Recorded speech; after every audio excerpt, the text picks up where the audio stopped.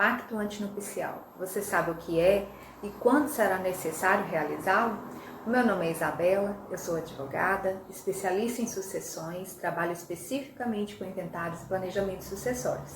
Nesse vídeo eu vou falar um pouquinho para vocês sobre pacto antinupcial.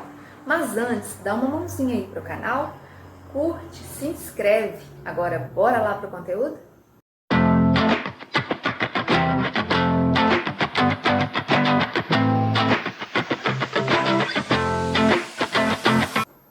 Primeiramente, você deve estar se perguntando, se o canal fala sobre inventários e planejamentos sucessórios, o que tem a ver falar sobre pacto antinupcial? E eu já vou explicar, mas antes é preciso falar um pouquinho sobre o que é o pacto antinupcial e quando realmente é preciso fazê-lo. O pacto antinupcial é um contrato que é feito entre o casal antes de se realizar o casamento. Eu vou frisar essa palavra aqui com vocês, casamento, porque daqui a pouquinho vocês vão entender a importância de saber disso.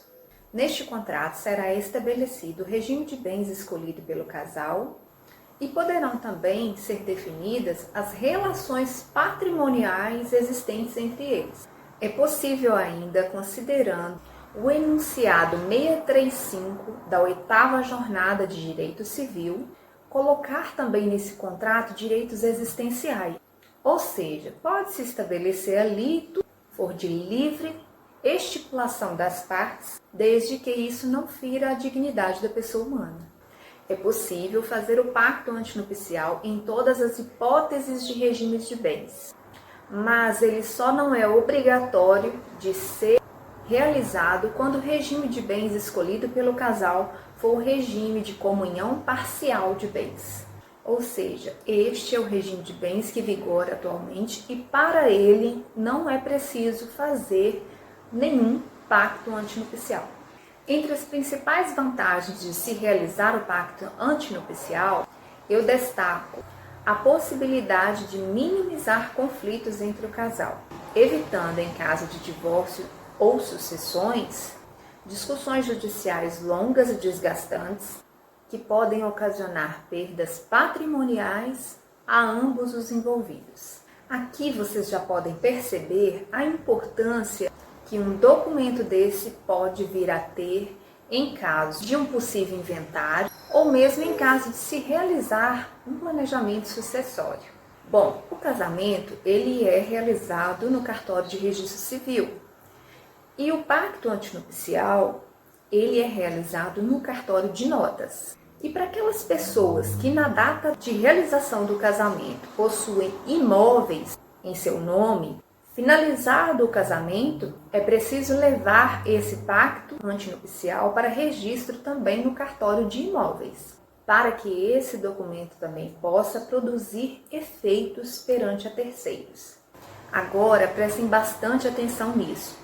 Seguindo o disposto no artigo 1653 do Código Civil, vou deixar aqui para vocês, é nulo o pacto antinupcial se ele não for feito por escritura pública e ineficaz se não lhe seguir o casamento. E o que isso quer dizer? Que o pacto antinupcial ele é obrigatório de ser realizado no cartório de notas e ele só produzirá efeito após o casamento.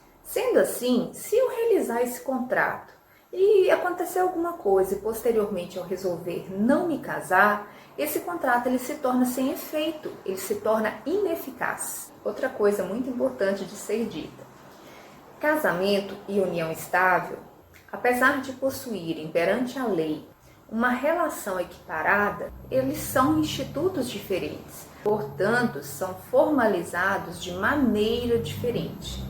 E é aí que vem a questão da importância de saber dessas informações durante o processo de inventário.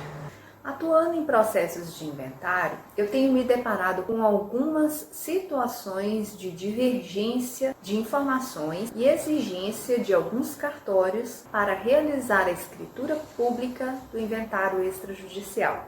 Para quem ainda não sabe, é livre a escolha do cartório de notas tanto para o registro do pacto antinupcial, quanto para a formalização da união estável e para a realização da escritura do inventário extrajudicial.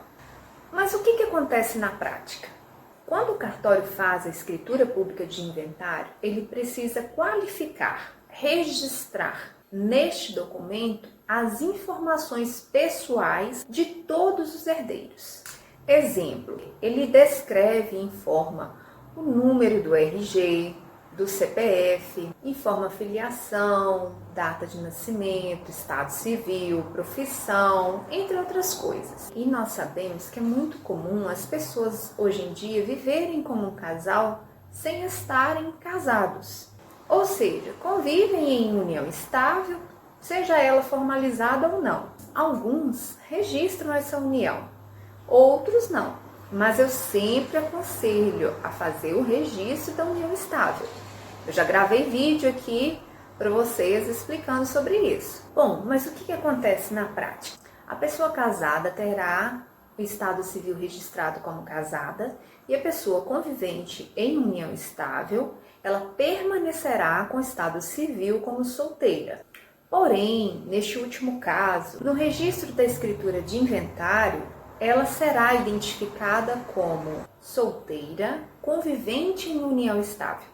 Alguns cartórios exigem a formalização da união estável para constar essa informação na escritura de inventário, já outros não. Enfim, essa exigência ela diverge de um cartório para outro. E é aqui que está a principal questão envolvendo pacto antinupcial e inventários. Lembram do que eu falei para vocês lá no início do vídeo? O pacto antinupcial ele é obrigatório de ser realizado antes do casamento e não da união estável. Pasmem, mas alguns cartórios estão exigindo a realização do pacto antinupcial para formalizar a união estável, se a pessoa escolher um regime de bens diferente da comunhão parcial de bens. Eu tive um caso de um casal que queria um regime de comunhão universal de bens e o cartório de notas exigiu que eles fizessem primeiro o pacto antinupcial. Eu, sinceramente, até hoje não sei com base em qual lei que eles estão exigindo isso. Porque, como eu disse a vocês, se não existir o casamento após o pacto antinupcial, ele se torna sem efeito. Ou seja, não existindo o casamento, para que pagar para fazer um documento que não terá efeito nenhum se você não está se casando? No caso em questão, eu simplesmente orientei a cliente que fizesse o registro da união estável em outro cartório. Como eu disse a vocês, o cartório de notas ele é de livre escolha. Se um está exigindo uma coisa descabida dessa, procure outro. Dê valor ao seu tempo e ao seu dinheiro. Pare de pagar taxas e impostos desnecessários. Além disso, atualmente, além do cartório de notas, também é possível registrar a união estável no cartório de registro civil. E eu também já falei um pouquinho sobre isso aqui para vocês num outro vídeo. Inclusive, eu vou deixar ao final desse para vocês assistirem. Resumindo, tenha muito cuidado com o profissional que você escolhe para conduzir o processo de inventário de um familiar.